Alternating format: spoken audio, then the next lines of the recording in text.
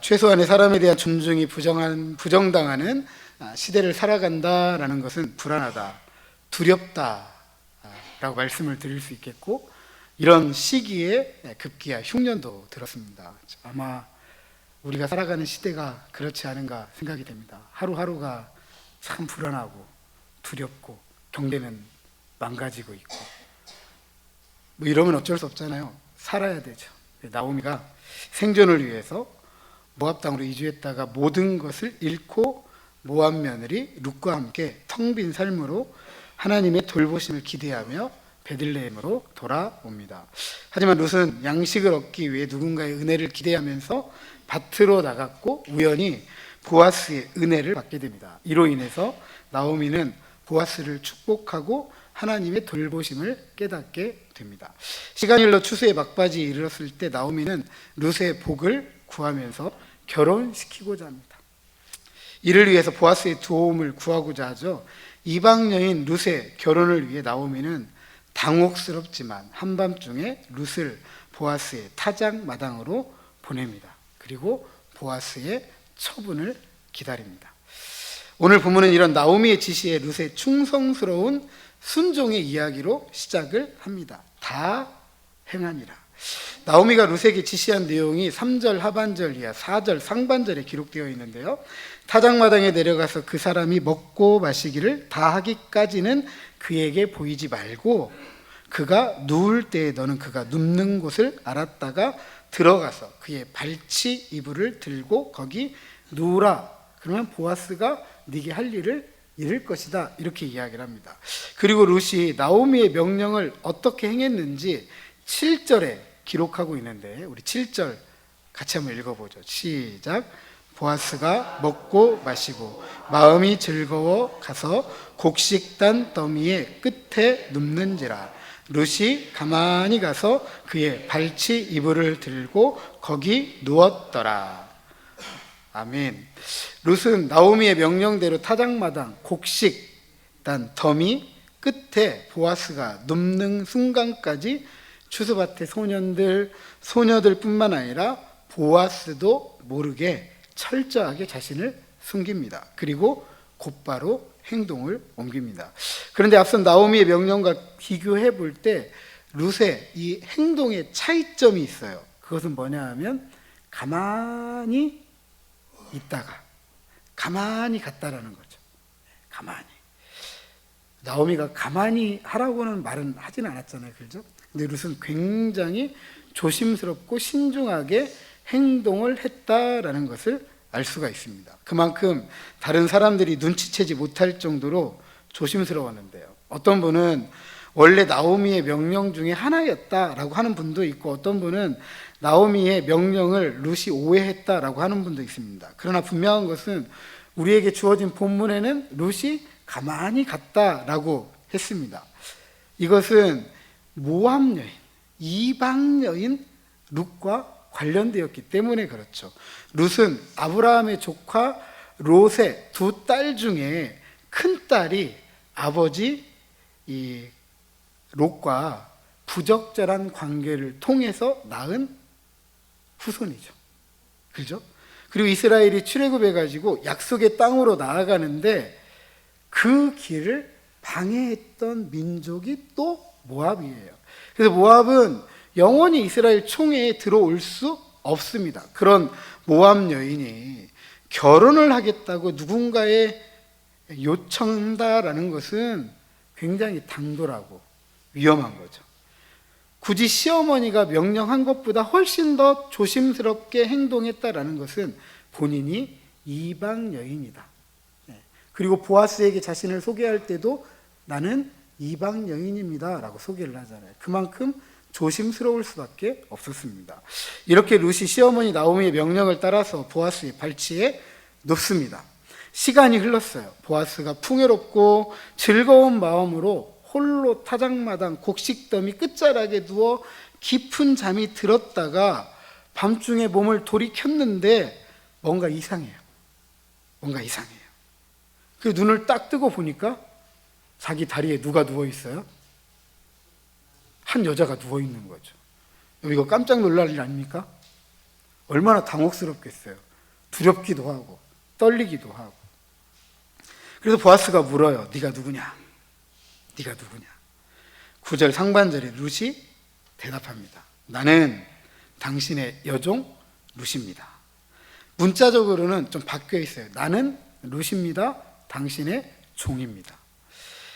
이처럼 룻이 자신의 이름 룻이라고 자신을 소개한 것은 처음이에요. 지금까지는 자신을 소개할 때 이방 여인, 모압 여인 이렇게 소개를 했어요. 그리고 보아스의 밭에서 보아스를 만났을 때에도 나는 당신의 하녀입니다. 이렇게 이야기를 했거든요. 그리고 이제 4장에 가면 말론의 아내다 이렇게 이제 이야기를 합니다.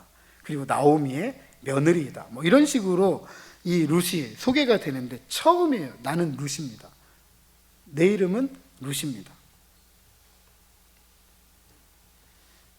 이 나오미로부터 시작된 룻의 결혼 계획에 따라서 룻이 차별, 배제, 억압, 혐오, 증오 다 무엇 때문에 생긴 거죠? 이방 여인, 나오미의 며느리, 가난한 과부. 이것 때문에 그런 거잖아요. 이것 때문에.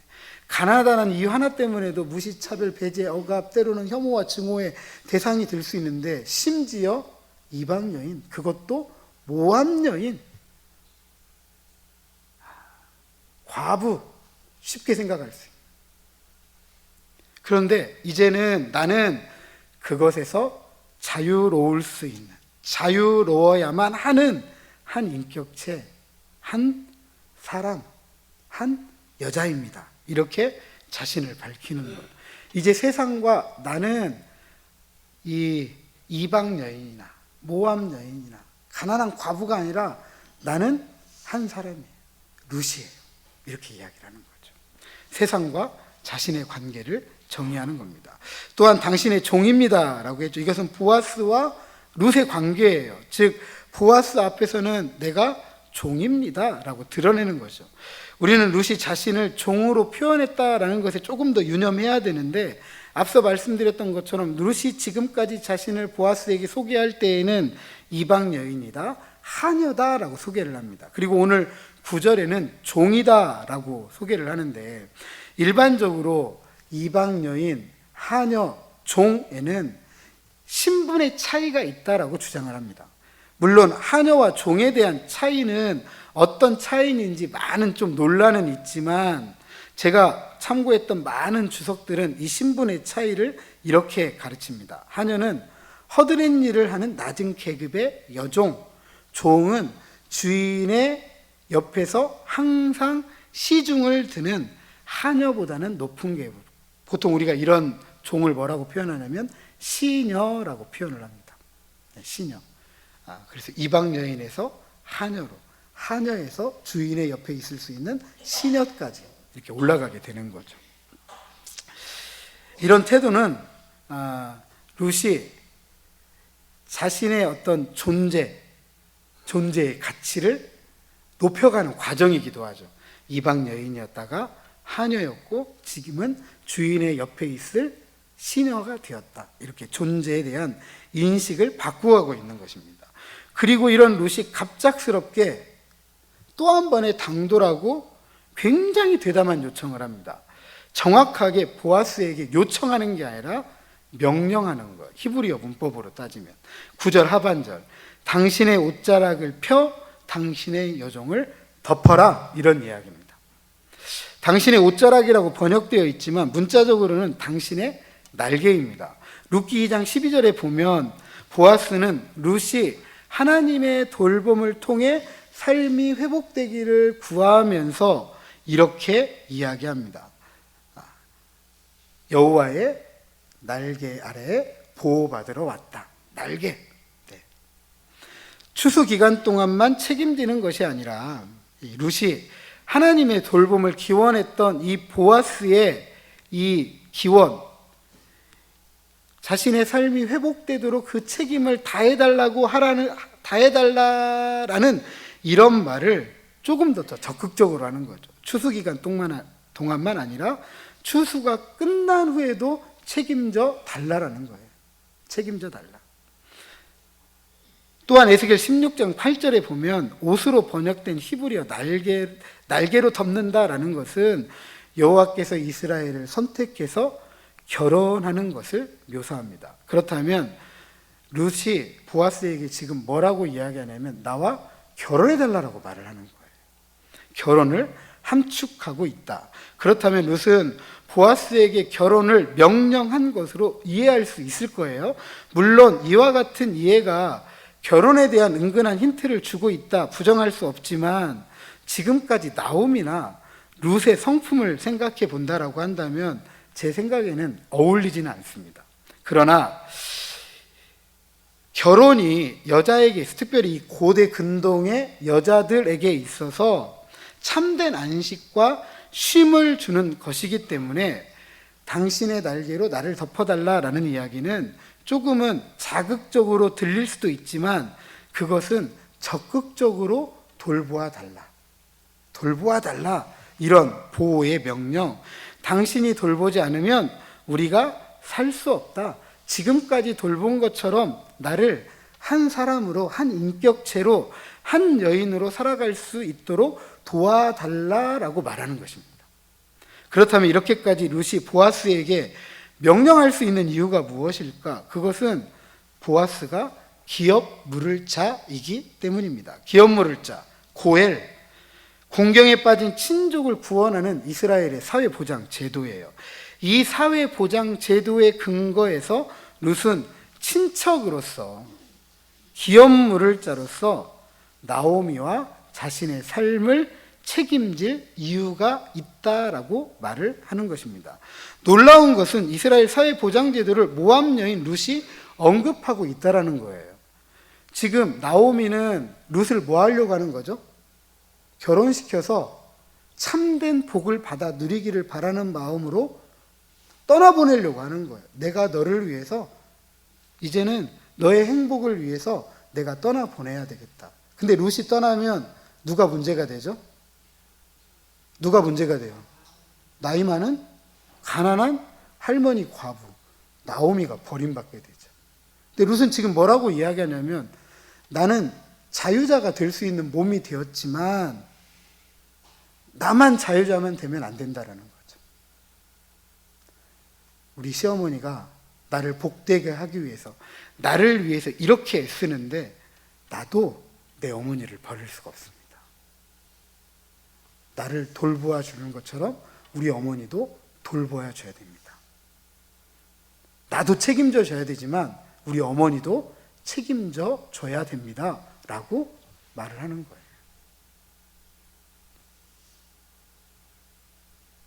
참 놀라운 것은 보아스가 돌보긴 돌봤어요. 친척으로서 돌봤어요. 친척으로서. 근데 기업 물을 자로서 돌보진 않았어요. 기업 물을 자로서. 뒤편에 가게 되지만 보아스보다 이제 앞선 기업 물을 자가 있어요. 그렇기 때문에 거기까지는 생각하지 못했던 것 같아요. 그런데 보아스보다 앞에 있던 기업 물을 자는 아예 나오미와 룻의 삶에 관심이 없잖아요. 그죠?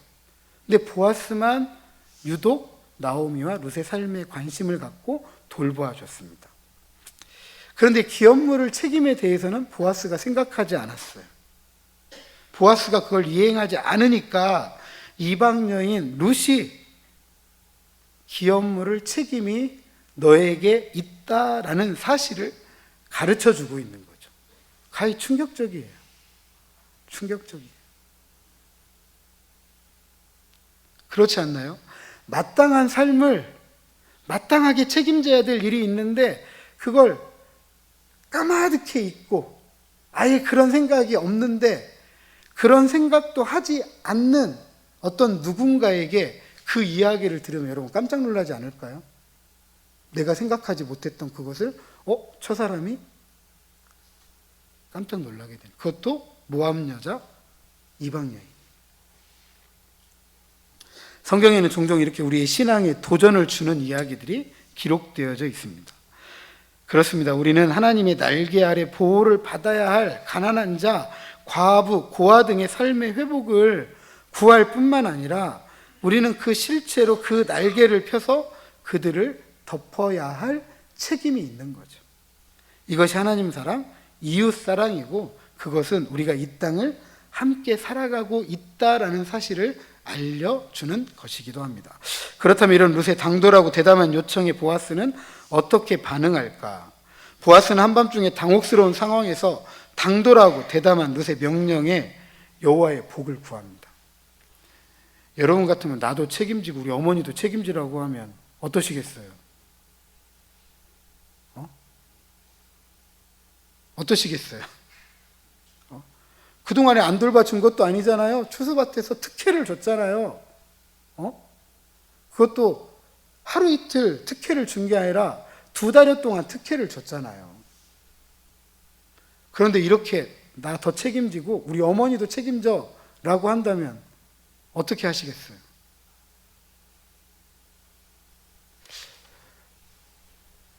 어떻게 해야 될까요? 박정래 집사님. 좋아하면. 굉장히 인간적이네요. 그죠? 내가 그렇게 해주는 거, 인간적으로 그런 사랑이 넘쳐서. 좋죠. 그런데 나도 책임지고 너도, 우리 어머니도 책임지라고 하면 집사님 댁에 그렇게 오라고 해서 내가 책임질게 하실 수 있겠어요? 그죠. 그 얘기 진작에 하시지. 쉬운 일 아니잖아요. 그죠? 그냥 하루 이틀 책임지는 게 아니잖아요. 그 삶을 전체를 책임지라는 거잖아요. 평생을 책임지라는 거잖아요. 근데 지금 보아스는 룻이 그렇게 하는 얘기를 듣고 놀라거나 당혹스러워하거나 그렇게 생각하지 않고 여호와의 복을 구합니다. 이런 보아스의 태도는 하나님께서 섭리하신다라는 그의 믿음을 드러낸 것이기도 합니다. 먼저 보아스는 룻을 내 딸이라고 부릅니다. 자신의 추수밭에서도 보아스는 룻을 내 딸이다라고 부르죠. 가족으로 또한 그만큼의 나이 차이가 있기 때문에 그래요. 비교적 어린 나이에 결혼을 했던 고대 근동 풍습에 따르면 조혼이에요. 보통 15살이면 결혼을 합니다. 10년 살다 죽었다고 하니까 아마 거의 한 20대 중반 정도는 되지 않았을까 생각이 되고, 보아스는 그 당시에 이 평균 수명 연령이 높지가 않아요. 60이 넘지 않아요. 한 40대 중반에서 50대 초반 정도 되는 것 같아요. 그래도 나이 차이는 2배는 되잖아요. 그죠? 그럼 많은 거예요? 적은 거예요? 할아버지죠. 수명이 60이 안 되는 그런 시대를 살아갔던 분들이기 때문에 할아버지예요. 그러니까 이 할아버지가 자연스럽게 룻을 부를 때 딸이라고 부르죠. 친적이기도 하니까. 그렇게 여길 수밖에 없습니다. 당돌하지만 대단한 요청을 한 이 딸을 위해서 나오미가 그랬던 것처럼 복을 구합니다. 왜 그러면 룻을 위해서 보아스가 복을 구할까? 10절 하반절에 보니까 이렇게 기록하고 있습니다. 가난하건 부하건 젊은 자를 따르지 않았다. 네가 베푼 은혜가 처음보다 나중이 더하다라고 합니다. 은혜는 히브리어 헤세드를 번역한 단어잖아요. 여러 번 말씀을 드렸던 것처럼 약한 자가 공궁에 처해 있을지라도 강한 자가 약한 자를 돌볼 의무가 없음에도 불구하고 자발적으로 보여주는 충성과 사랑이다. 그렇다면 비교가 되는 룻의 처음 인애와 나중 인애 살펴보아야 되는데, 처음 인애는 룻이 부모와 고국을 떠나서 무시, 차별, 억압, 배제, 혐오와 증오의 세상 속으로 나오미를 따라왔잖아요. 왜 따라왔죠? 나오미 안 버리려고. 버릴 수가 없어서 따라왔어요. 이거 굉장한 인애죠. 그렇게 하지 않아도 돼요. 가라고 했기 때문에, 자유를 주었기 때문에. 그런데도 자신의 자유를 포기하고 어머니를 따라왔습니다. 인애죠, 인애. 자발적인 사랑과 충성. 나중 인애는 뭐냐? 이거죠. 그 어머니를 버리지 않기 위해서 가난하건 부하건 젊은 자를 따르지 않았다. 그래서 보아스 자신에게 돌봄의 책임을 다해달라라고 명령을 했던 거예요. 그런데 왜 이 나중 인애가 처음 인애보다 더 큰 것이냐? 앞서 말씀드렸던 것처럼 룻은 한 인격체, 한 인간으로 결혼할 자격이 주어졌습니다. 나오미가 그렇게 하도록 계획하고 지금 그 계획을 실행하고 있기 때문이죠. 나오미가 룻의 복을 구하기 위해서 모든 애도의 기간을 끝내고 자유하게 했기 때문입니다. 그렇다면 이제 나오미는 시어머니로서가 아니라 어머니로서 룻을 결혼시키고자 하는 것이고, 그도 그럴 것이 룻이 모압에 있는 엄마 아빠 떠났잖아요. 떠난 게 아니라 버렸죠. 고향도 버렸죠. 고국도 버렸죠. 모압의 신도 버렸습니다. 그래서 룻은 이주의 길이 아니라 어머니를 따라 귀향길에 올랐다라고 성경이 기록하고 있는 거예요. 귀향길. 이미 그때부터 룻은 나오미의 며느리가 아니라 나오미의 딸인 것입니다. 그렇다면 룻이 나오미를 떠날 수도 있다라는 것이죠. 자유하는 몸이 되었으니까, 어머니가 그렇게 할 수 있도록 했으니까 떠날 수도 있는 거죠. 떠나면 어머니는 또 버림받는 것이죠. 그래서 가난하건 부하건 젊은 총각들이 룻에게 청혼을 했지만 룻이 받아들이지 않은 거예요. 물론 이방 여인과 결혼하는 것이 유대 사회에서 굉장히 위험한 일, 이스라엘 사회에서 위험한 일이죠. 근데 여러분, 젊다는 게 뭐예요? 위험하지만 좋으면 눈에 보이는 게 없잖아요. 그렇죠? 그러나 룻은 굉장히 조심스럽고 신중했던 거죠. 왜냐하면 자신의 결혼이 어머니 나오미를 버리는 일이었기 때문입니다. 귀향길에 올랐을 때처럼 룻이 어머니 나오미를 버리지 않기 위해서 가난하건 부하건 어떤 젊은 남자의 청혼도 받아들이지 않았다라는 것입니다. 진심으로 자신과 어머니 나오미를 돌보아 줄 수 있는, 그렇게 도와줄 수 있다라고 생각되었던 보아스를 찾아간 것입니다. 쉽게 말씀드리면 나도 책임지고 어머니도 책임져라, 이런 이야기죠. 마땅히 토라의 백성이 따라야 할 인애의 삶을 잃어버린 이스라엘 사회에서 이방 여인으로부터 토라의 삶을 도전받는 거예요. 보아스가 처음 인애보다 나중 인애가 더 크다고 칭찬한 것은, 나는 토라의 사람, 율법의 사람인데 이방 여자, 모압 여자가 토라의 사람이, 율법의 사람이 어떤 사람이어야 되는지를 가르쳐 주었기 때문에 네가 나보다 더 훌륭하다. 너의 처음 인애보다 나중 인애가 더 크다라고 말을 했던 것입니다. 그래서 보아스가 룻을 안심시킵니다. 두려워하지 말라. 룻은 룻에게 이렇게 두려워하지 말라라고 한 것은 앞서 말씀드렸던 것처럼 나도 책임져, 어머니도 책임져라는 게 굉장히 부담스러운 일이에요. 그러면 보아스가 나 책임 못 져라고 이야기하면 얼마나 당혹스럽겠어요. 그죠? 또 삶의 가장자리로 흘러갈 수밖에 없잖아요. 그런 염려가 있었을 거예요.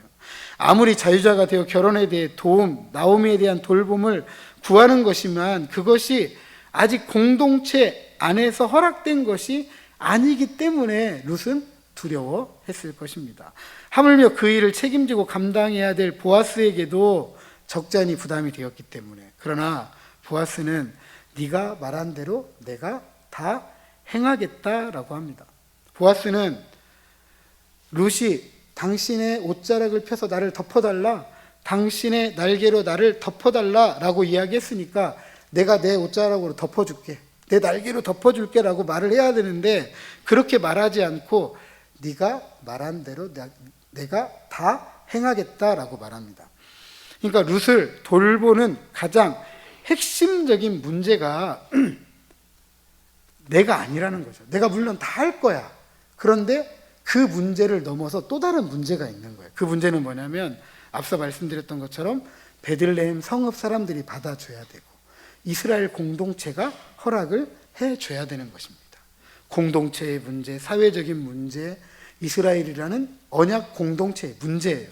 그래서 보아스는 룻의 두려움을 해결하기 위해서 한 가지 더 덧붙입니다. 그것은 베들레헴 성읍 백성들이 룻이 현숙하다라는 것을 다 안대요. 이것은 굉장히 중요한 의미가 있습니다. 그것은 보아스가 룻의 인애를 칭찬한 것처럼 베들레헴 성읍 사람들도 룻의 인애를 칭찬할 정도로 다 안다라는 것입니다. 특별히 룻의 인애를 칭찬한다라고 사용한 현숙하다라는 표현은 우리가 이미 다 알고 있는 표현이에요. 룻기 안에서. 그것은 뭐냐 하면 보아스를 표현할 때 이렇게 표현합니다. 보아스는 유력한 자이다. 유력하다. 힘이면 힘, 능력이면 능력, 성품이면 성품, 뭐 하나 빠지지 않는 사람을 의미할 때 유력하다, 현숙하다. 그래서 잠언 31장에 등장하는 현숙한 여인 보면 누구나 손가락질 할 수 없을 정도잖아요. 그죠? 그만큼 대단한 여자인 거예요. 네가 대단하다는 것을 베들레헴 사람 다 안다라고 이야기를 합니다. 다시 말씀드리면 보아스가 베들레헴 안에서 다 인정받는 사람인 것처럼 룻 너도 인정받는다. 그렇게 되니까 룻과 보아스가 어떤 사람이 되는 거죠? 대등한 사람이 되는 거죠. 대등한 사람이 되는 거예요. 여기에서 또다시 보아스가 룻을 부르는 호칭의 변화도 우리가 주목해야 됩니다. 보아스가 자신의 밭에 룻을 보았을 때에는 이는 누구에게 속한 소녀냐? 누구에게 속한 소녀? 누구의 소유냐라는 거예요. 누구의 소유냐? 반면에 룻이 누구인지를 알고는 내 딸이라고 부르잖아요. 친척이구나. 내 딸이다. 그런데 이제는 룻을 뭐라고 이야기하느냐? 현숙한 여자이다라고 부르는 거죠. 여자. 그렇다면 보아스와 같은 룻은 베들레헴 공동체나 이스라엘 사회에서 받아들이지 않을 수 있다 없다? 받아들이지 않을 수가 없는 거죠. 안 받아들일 수가 없는 거예요. 충분히 이 베들레헴 공동체 안에서, 이스라엘의 언약적 공동체 안에서 충분히 참된 안식과 복을 누릴 수 있는 그런 존재가 되었다라고 말을 해주는 것입니다. 그렇다면 이 정도 되면 룻이 결혼할 수 있을까요? 룻에게는 어떤 새로운 삶에 대한 안식을 기대해 볼 수 있을까요? 이처럼 보아스를 통해서 룻과 나오미는 한층 더 깊게 하나님의 돌봄으로 나아갈 수 있게 됩니다. 하지만 한 가지 문제가 등장해요. 물론 보아스가 그렇게 돌보기로 약속하지만 그 책임이 보아스보다 먼저인 기업 물을 자가 있다라는 것입니다. 최근에 학자들이 이 부분이 단어들이 중복적으로 반복되어진다라는 그런 이유 때문에 보아스가 말을 더듬고 있다라고 그렇게 해석을 합니다. 3장 12절 말씀인데 참으로 나는 기업 물을 자이나 기업 물을 자로서 나보다 더 가까운 사람이 있다. 우리는 이렇게 읽잖아요. 근데 지금 보아스가 내가 다 책임져야 되겠다. 내가 그 책임 다 행하겠다라고 말하는데 지금 막상 생각해 보니까 자기보다 먼저 책임져야 될 사람이 있는 거예요. 지금 조금 그것이 문제가 되는 것이죠. 문제가. 그래서 어떻게 이야기하는 것이냐? 이런 이야기입니다. 그러니까 그래. 정말로 내가 고엘 맞아. 내가 기업 물을 자 맞거든. 그런데 나보다 먼저인 기업 물을 자가 있어. 먼저 물어봐야 될 고엘이 있어. 이렇게 지금 계속 반복하고 있는 거예요. 이 구절 한 구절 때문에 앞서 말씀드렸던 것처럼 하나님의 돌봄으로 더 나아갈 수 있을까? 더 나아갈 수 없을까? 이런 문제가 생기는 거죠. 어찌되었든지 간에 이 말은 고엘의 책임이 자신보다 더 가까운 친족이 있으니까 그 기회를 그 사람에게 먼저 주어야 한다라는 것입니다. 보아스가 고엘의 책임을 떠넘기고자 하는 것은 아닌가 이런 생각이 들지만 우리가 성경을 잘 이해해야 될 것은 이런 겁니다. 우리는 다른 사람의 삶을 떠맡는 걸 부담이라고 생각하지만 고대 이스라엘 사회에서 언약 백성의 삶에서는 고엘의 책임을 다하는 건 특권이자 특혜입니다. 나에게 이런 특권, 나에게 이런 특혜가 주어진다고 이런 개념이었어요. 물론 이 시대가 사사들이 치리하던 때이기 때문에 언약 백성의 특권과 특혜에 대해서 얼마나 이해하고 있었는지는 모르겠지만 아마 보아스가 이 룻의 이내를 칭찬했던 것처럼 보아스조차도 그 특권과 특혜에 대해서 인식하는 것이 많이 희미해지지 않았나 이런 생각이 듭니다. 하지만 원래 율법의 백성에게 고엘은 특권이자 특혜입니다. 감당하고 싶은 일이에요. 감당하고 싶은 일, 내게 책임져야 될 일, 너무나 감사한 일, 복된 일, 이렇게 생각했던 일이죠. 그러니까 이 복된 일을 내가 가로챌 수는 없는 거죠, 보아스도. 그러니까 먼저인 기업 물을 자에게 기회를 줘야 되는 거죠. 왜냐하면 그 사람이 복된 삶을 살아갈 수 있는 기회이기 때문에 그래요. 그렇다면 보아스는 유력한 자답게 율법을 따르는 신실한 사람이다. 유력한 자, 힘이면 힘, 능력이면 능력, 부면 부, 성품이면 성품, 그것답게 그렇게 신실하게 행동을 했던 것입니다. 민수기 25장 48절 이하, 49절, 27장 8절 이하, 11절을 보면 고엘의 순서를 좀 유추해 볼 수 있는데, 엘리멜렉의 아들도 딸도 없기 때문에 그 순서가 누구에게 들어가냐면 이 엘리멜렉의 형제에게 돌아갑니다. 그러니까 결국 이 기업 물을 자의 책임이 누구에게 돌아가냐면 삼촌에게 돌아가는 거죠. 그렇죠? 그런데 그 다음이 삼촌이 지나간 다음에 그 다음에 가장 가까운 친족이 아마 보아스였을 거예요. 그러니까 삼촌, 오촌 이렇게 넘어가는 거겠죠. 물론 본문에는 엘리멜렉의 형제에 대한 아무런 암시가 없습니다. 단지 보아스가 더 가까운 친족이었다라는 것만 분명합니다. 룻의 결혼과 나오미의 돌봄의 문제는 이제 공동체적 사회적 문제, 이제 보아스보다 더 가까운 고엘이 문제가 되는 것이죠. 이에 보아스가 이 문제를 해결하기 위해서 굉장히 적극적으로 나섭니다. 먼저 보아스는 룻에게 이 밤에 여기서 머물라라고 합니다. 누구도 알아보지 못하도록 움직였던 룻에게 누구나 알아보지 못하도록 머물다가 눈에 띄지 않도록 돌아가라는 것이죠. 나아가서 나오미가 머무는 곳에 자기도 머물겠다고 했던 룻에게 보아스가 머물라라고 초청을 하는 것입니다. 이제 룻에게는 진정으로 기댈 곳이 생긴 것입니다. 하지만 여전히 잠시 후에 어떤 일이 일어날지 룻은 알지 못하죠. 그런 궁금함을 알았던지 보아스가 앞으로의 계획, 아니 아침에 발생할 일에 대해서 말합니다. 그 일은 아주 단순해요. 자신보다 가까운 고엘이 기업을 물으겠다라고 한다면 그가 기업 물을 것이다.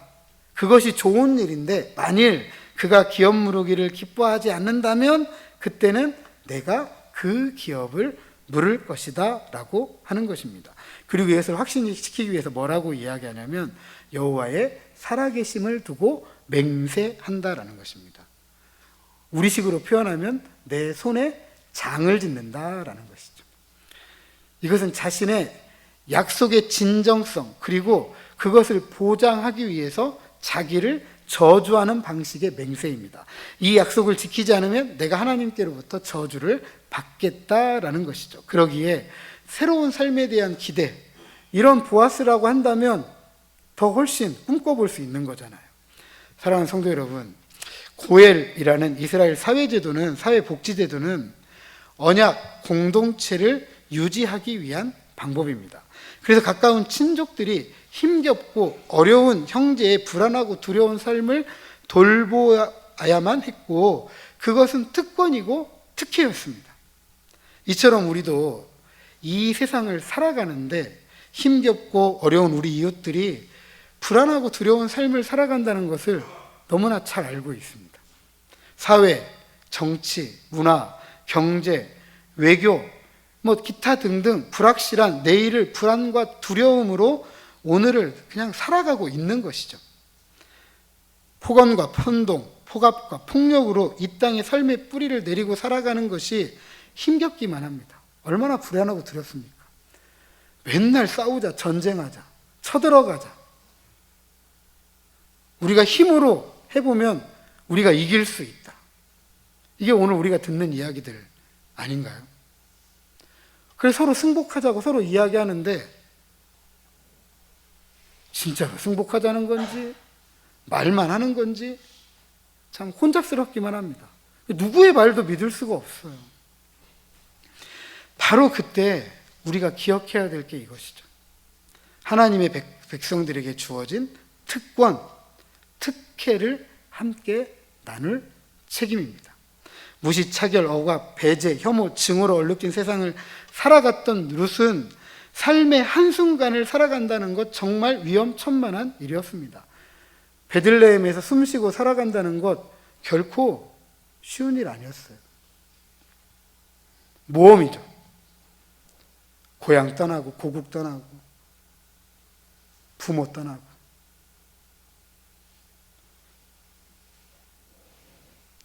룻은 이스라엘의 사회보장 제도의 외인이었어요.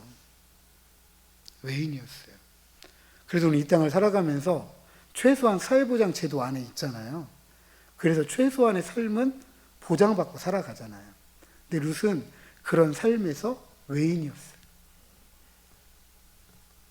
그러나 사회보장제도의 외인이었던 룻이 알고 있지만 이스라엘이 행하지 않는 현실에서 인애를 통해 나오미를 돌보았습니다. 룻의 처음 인애죠.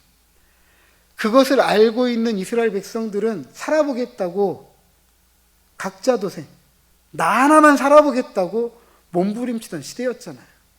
그런데 그런 시대에 룻은 어머니를 돌봤던, 이스라엘의 언약 백성들이 살아야 될 삶의 책임을 다 했다라는 것입니다.